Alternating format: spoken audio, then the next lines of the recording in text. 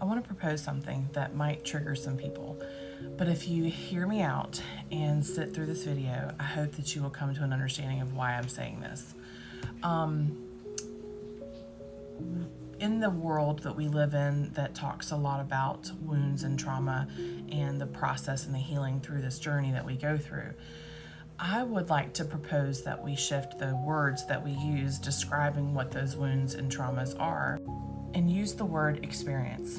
Because when we look at vibration and the work in the field that I'm in, we look at energy, we look at vibration and the way things shift. And as we do our healing process and open our minds will expand, our consciousness expands, allowing us to see things and speak in a different way than the ways that we did before. So when you talk about like experiences, they're just experiences.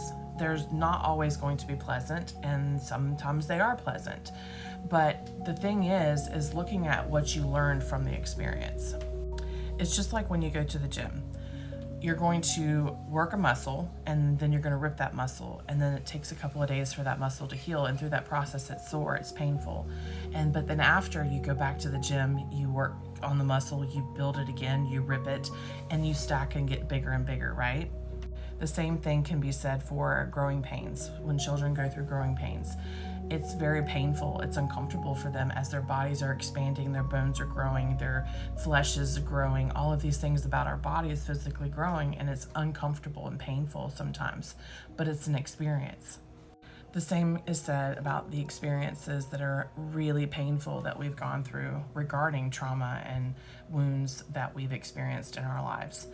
They are painful, but they are experiences, because when you use the words wounds and trauma and you repeat or rehash what you've gone through, it keeps us in this victim mindset instead of allowing us to grow and flourish from that point. So when you use the word experience, you're talking about an experience that you had past tense, and then you're acknowledging what you learned through that experience, what the pain was through that experience, and allows you to grow and evolve and expand yourself in a much bigger way.